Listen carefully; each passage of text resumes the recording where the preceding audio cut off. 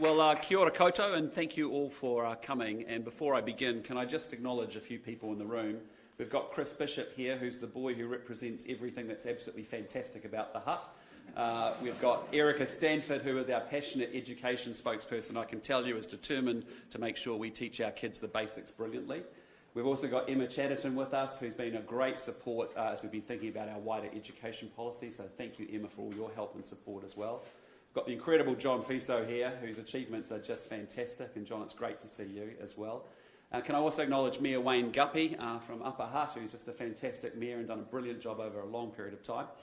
Mark Scully, Patrick McKibben, and all of the team from the Hutt Valley Chamber of Commerce. I've been to your place many times before, and you just have such excellent events and great engagement, and we appreciate it. And finally, Nicola, can I just say to Gibson Sheep, thank you for sponsoring and hosting the event that's here today. It is a real pleasure to be back here again at the Hutt Valley Chamber of Commerce, and I can tell you that because having just spent 7 days in isolation with COVID, which the whole country becomes aware of very quickly, I can't stress how much, as an extrovert, it is so lovely to actually be out talking to real people in the flesh. I really enjoy it. But can I just say again, thank you for accommodating me and changing your diaries to work around us. We really appreciate it. Now, I've come to politics because I think, I have to tell you, New Zealand is simply the best country on planet Earth, and I think together we have endless potential. And I actually believe more than ever that if we make the right decisions, New Zealand has a fantastic future ahead of it. I think we can do better, we can be more prosperous, and we can be so much more ambitious.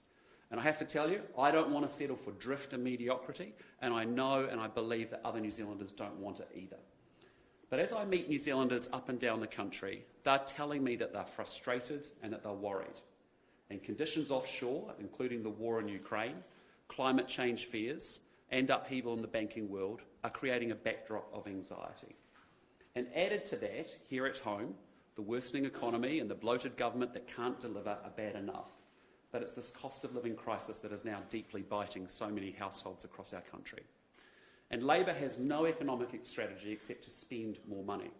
And it's now spending $1 billion more each and every week. And that's an increase of $23,000 per household per year. And Grant Robertson is also collecting $43 billion more in tax each year. And that's $17,000 more tax per household coming into the government's coffers. And it's partly because Labor refuses to inflation adjust tax thresholds so more people can keep more of what they earn. And I have to tell you, it's a very, very special skill to be able to spend more money, to hire 14,000 more bureaucrats, and yet incredibly deliver worse outcomes. And I can tell you, you wouldn't do it with your businesses, but Labor is managing to do it, and they've been managing to do it now for 6 years. So I want to be crystal clear. New Zealand needs a very serious turnaround because we are totally, utterly going in the wrong direction currently. We are not solving our most serious problems, and we are not realising all that endless potential that we have. And I have to say, I don't accept the status quo. I don't accept that the highest inflation in 32 years and rapidly rising interest rates is the best that we can do. I don't accept that 54% of our kids regularly not attending school is okay. I don't accept that the worst waiting times in hospital emergency departments are acceptable while the government builds a big new mega health bureaucracy. And I don't accept that violent crime being up 33%, gang membership up 56%, and a ram raid every 10 hours is the new normal that we have to accept in New Zealand on law and order. And I certainly don't increase a fourfold increase in kids living in cars being acceptable either. So I want you to know a national government I lead will know what it's doing, where it's going, what matters, and what must be done to help New Zealanders now get ahead. We're going to chart a positive course for New Zealand that's not about left or right, but it's about going forwards instead of backwards.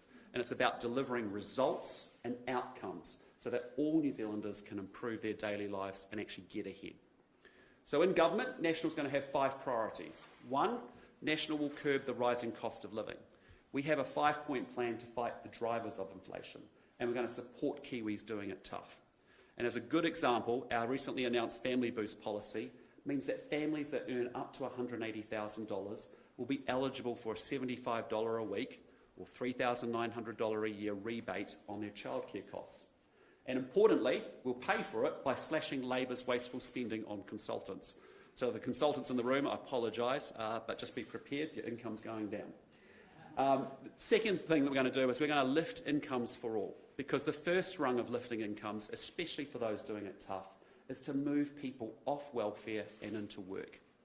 All of our businesses are crying out for workers, and yet under Labor there are 50,000 more people now on a job seeker benefit than there were when National left office. And so our Welfare That Works policy that we announced last year will help young people find a job. But if you don't play ball, you're going to face sanctions on your benefit, because under National, personal responsibility will be back. And we're also going to lift incomes by enabling our businesses to be able to flourish, because the more successful New Zealand's businesses are, the better the salaries and the wages and the incomes and the opportunities that they can offer. 3, National's going to deliver resilient infrastructure for the future. Incredibly, Labor has not delivered a single major transport project from start to finish in almost 6 years in government. 4, National will restore law and order. We're going to give our police more powers to stop gangs gathering in public, make it harder for them to access guns, and also make it ban gang patches in public places. And we're going to introduce youth military academies in partnership with community organisations for serious repeat youth offenders. And 5, National's going to provide better health and, importantly, education services. New Zealand can be world leading, and there is no subject on which I'm more passionate or that motivates me more than education. And that's what I want to spend the time talking to you about today.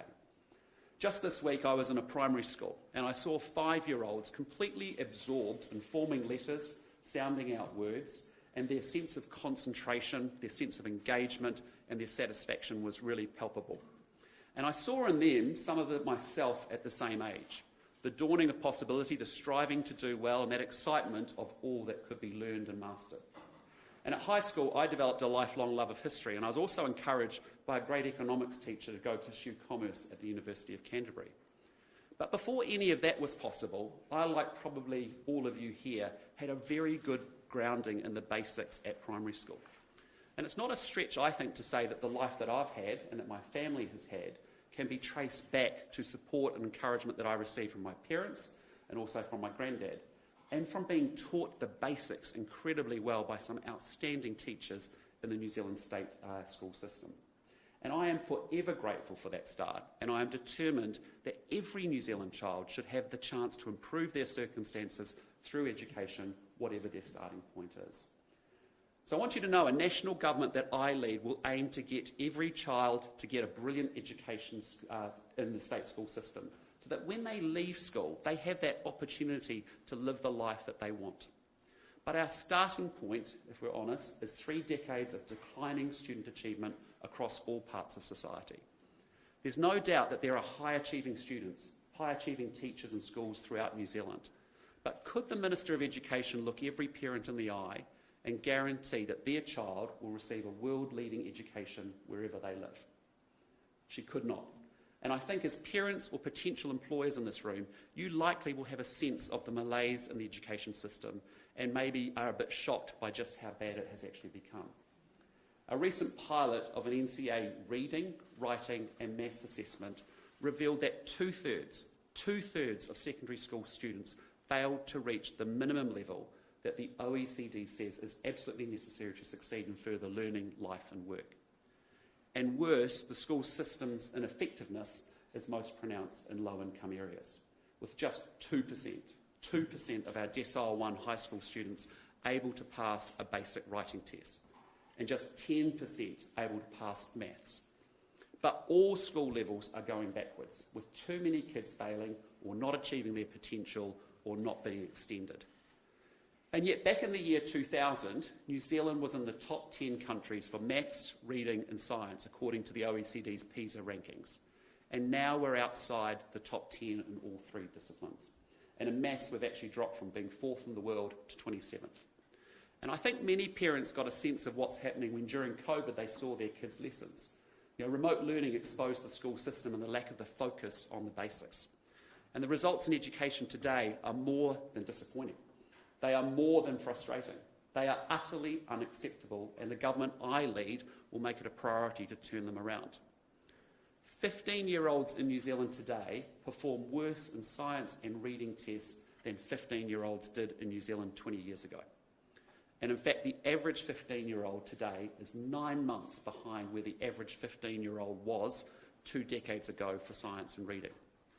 And in maths, they're actually 1.5 years behind. So now let's add another layer, school attendance, because almost 100,000 kids are now chronically absent from school. And that means they're regularly missing out 3 days out of every 10. And think about that. That's 30% of your education, almost 4 years of your 13 years at school. And I think the Minister of Education should be kept awake at night by these statistics, because the problem is not just the kids are failing, but the system is failing. And I think all of us who are parents naturally hope that our children will have much more opportunities than we did. But how can that hope be realistic?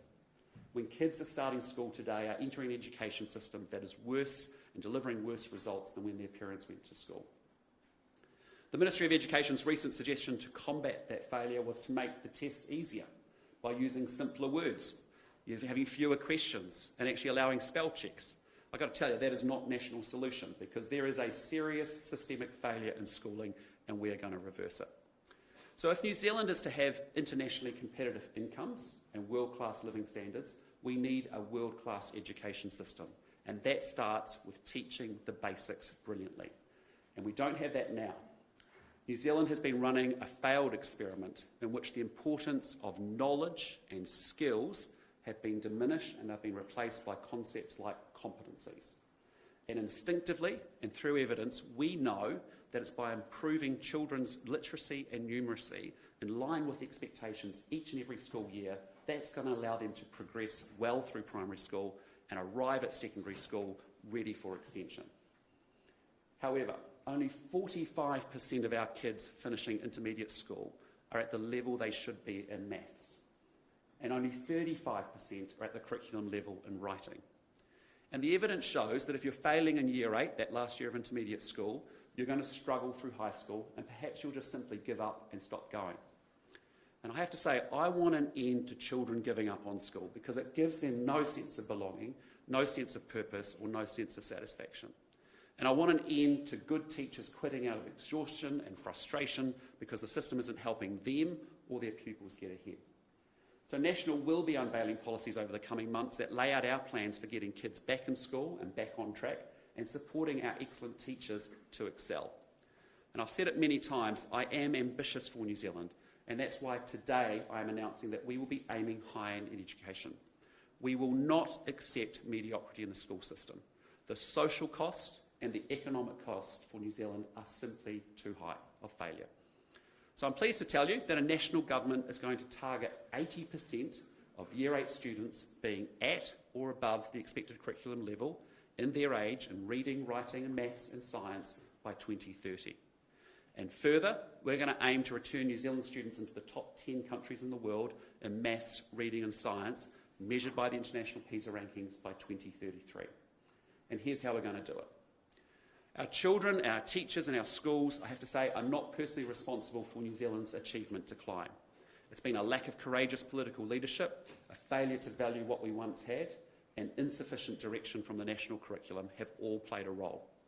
And so too has a willingness to be led by ideas and ideology rather than evidence and science, and a complete lack of system accountability.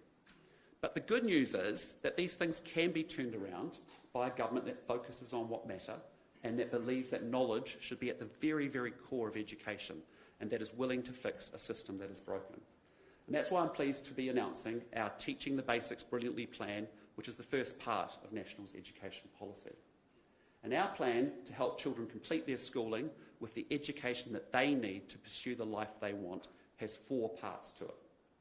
The first is that we're going to require all primary and intermediate schools to provide at least an hour of reading, an hour of writing and an hour of maths on average every day. Because our children need the time to acquire knowledge, to practice skills, to master the basics, so it stays with them for life.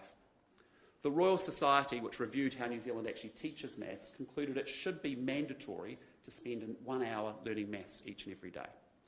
And the Education Review Office said back in 2018 that declining rates of achievement in reading must be reversed so that children are prepared for the demands of the secondary school curriculum. And I've said many times that the national government will not continue just to do things that don't work. Delivering improved outcomes, in my mind, is all that matters. That's how New Zealanders get ahead. So change is required, and under national, it begins with teaching the basics brilliantly. So to be clear, when I talk about an hour a day of reading, writing and maths, I'm not talking about an hour a day of children sitting still, doing endless spelling tests or repetitive maths exercises. Some of you have some terrible memories of that from your own schooling. But our teachers, I have to tell you, and I've met many of them, they are deeply committed, they are deeply innovative, they are highly creative professionals, and they know how to bring their classes alive and how to teach in a way that works best and engages our children. But I have to say, they're not always given the tools, I believe, to succeed. And a recent study by the Royal Society said nearly half of all Year 4 teachers reported feeling only moderately confident in actually teaching maths. And as a result, disturbingly, some teachers are saying they're deliberately scheduling less class time to teach maths as a result. And so for those teachers who are not currently spending an hour each on maths, reading and writing, that will be a requirement under national. Now, the second part of our policy is to rewrite the curriculum to clearly state what must be taught each year in reading, writing, maths and science to every year group. Because New Zealand's current curriculum is just far too loose, and it doesn't give teachers clear guidance about what to teach when. And instead of being divided by years, it is actually grouped into bands spanning 2 to 3 school years. And let me tell you what that sort of means in practice. It means that kids in England and Australia start learning addition and subtraction at Year 1, whereas New Zealand children can start learning addition and subtraction any time between Year 2 and 5. And here's another example. Whereas New Zealand children can start learning algebra any time in the years between Years 6 to 10, if you're in England, the kids start at Year 6, and if you're in Australia, the kids start at Year 5. And so the curriculum's woolliness just means that teachers are then having to spend their weekends and late evenings trying to figure out what they're supposed to be teaching. And they shouldn't have to do that. It should be clear. And so National will get rid of the 3-year bands, replacing them with very explicit expectations of achievement and knowledge dissemination for each and every year group. And we're going to check kids have learned what the curriculum says they should have learned, and we'll keep parents informed about where their kids are up to. Research commissioned by the Ministry of Education in 2021 found that teachers' expectations of pupils can also be too low. And the research said that there is evidence that kids are capable of more than most teachers expect of them. And further, it found that teachers tend to even expect less of Māori and Pacific pupils. And that's why the curriculum rewrite will be clear about what is taught each year, because New Zealand needs to be much more ambitious for all of our kids. So let's lift our sights, because it's not okay that children are held back or are not extended because their abilities are underestimated. And it's not okay that Kiwi kids start learning basic skills later than their international peers. Now, we know children learn at different speeds, and that means we need to monitor their progress carefully and measure their achievement so that we know exactly when they need more support or more extension. Now, Labor has undertaken a so-called curriculum refresh, and it doesn't go far enough or deep enough to address the existing problems, and National will do what needs to be done to fix the system. Now, currently, we have no assurance that schools objectively know the learning progress of each and every child. And it's quite astonishing that in our school system, the first national test for numeracy and literacy is not until NCA. And until then, we are flying almost completely blind. So the third part of our policy is that we'll require standardised, robust assessment at least twice a year in reading, writing and maths from Year 3 to Year 8, primary and intermediate age, to check on each and every child's progress. And detailed results will then be reported to parents.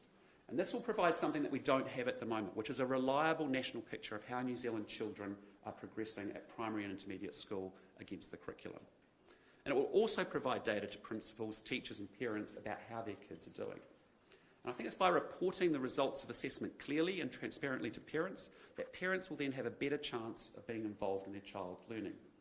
And the stronger the relationship between parents and schools, the more likely children will do well.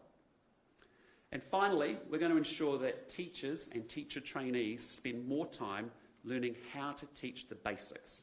And we're going to provide them with more classroom tools to help them teach reading, maths and writing brilliantly.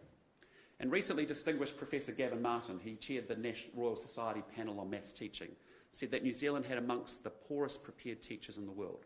And I quote him, he said, "Principals know the system is broken, teachers know the system is broken, The ministry knows the system is broken, but we are in a sort of stasis because it's an incredibly difficult situation to address. And we're talking about a systemic teacher training failure that's not only in maths, and children and teachers should not be paying the price for a failure of a system that they actually had no hand in devising. And so National says it's just too important not to fix this. National will therefore refocus initial teacher training so that all new teachers are themselves confident in the subjects that they are teaching. And that will be a requirement for their teacher registration. For existing teachers, National is going to change professional development priorities to focus on teaching these basics. And National believes that every student deserves a teacher who is confident in teaching the basics brilliantly. And in other countries, like Finland, for example, teachers can actually access a wide variety of resources to create lessons, but that doesn't exist for New Zealand's teachers today. And so National is going to deliver a central resource bank of high-quality teaching resources that supports the curriculum that we've defined, because that's really important, that they don't spend their weekends and their evenings wasting time trying to dream up their plans. New Zealand needs more teachers. New Zealand needs great teachers, and National doesn't believe that teachers should have to pay to teach. And that's why we're going to scrap teachers paying for the registration fees to teach. We don't think that's appropriate they do that at all. So before I finish, I do want to talk directly to teachers and to parents. And firstly, can I say to teachers, soon after I became the leader of the National Party, in the first few days, I visited primary and secondary schools in Christchurch, where principals and teachers told me how it is for them in schools today. And I've gone on to visit a lot more schools since then. And I can tell you that we have great teachers that are incredibly passionate and incredibly driven to teach their kids well. But in addition to teaching, you have become the frontline response to our complex social, educational, housing and wellbeing challenges. Your counsellors dealing with unprecedented anxiety amongst our students. Your social workers dealing with vulnerable families. You're upholding court orders about which kid goes to which parent when. You're coping with an influx of learners with additional learning and behavioural needs. And I want you to do what you do best, which is to teach in engaging ways so that our children learn. National doesn't want you spending your weekends reinventing the curriculum and devising teaching materials. So National's not asking you to do more. National wants to support you because what children learn in your class this year and then next year and what they learn right throughout school will play a very big role in determining their life outcomes. It's that important. And to parents, can I say that I am ambitious for your children. I want them to have the very best start at primary school. And with a good grounding in the basics, they can go on to secondary school with confidence, and when they leave school, they have all sorts of opportunities ahead of them. So National will change teaching so that your child and every child learns the basics incredibly well and has the opportunity to be extended, and if they are ahead, or caught up if they are behind. National will make sure you find out more about what your kids are learning at every year level and how they are progressing so you can stay engaged. So ladies and gentlemen, school achievement, I have to say, has declined under successive governments. But I'm telling you that a national government I lead is going to stop the decline. Because under National, the malaise of mediocrity and the culture of excuses is going to end. And more than that, we'll aim to make the education system world class. And I can tell you it was once and it can be again. And we're going to have a government that wants it to happen. We have the teachers who can make it happen, and we have the children who need it to happen. And so National's plan will benefit the whole country.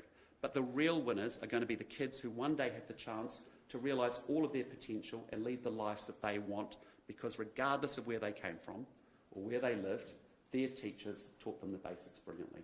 Thank you.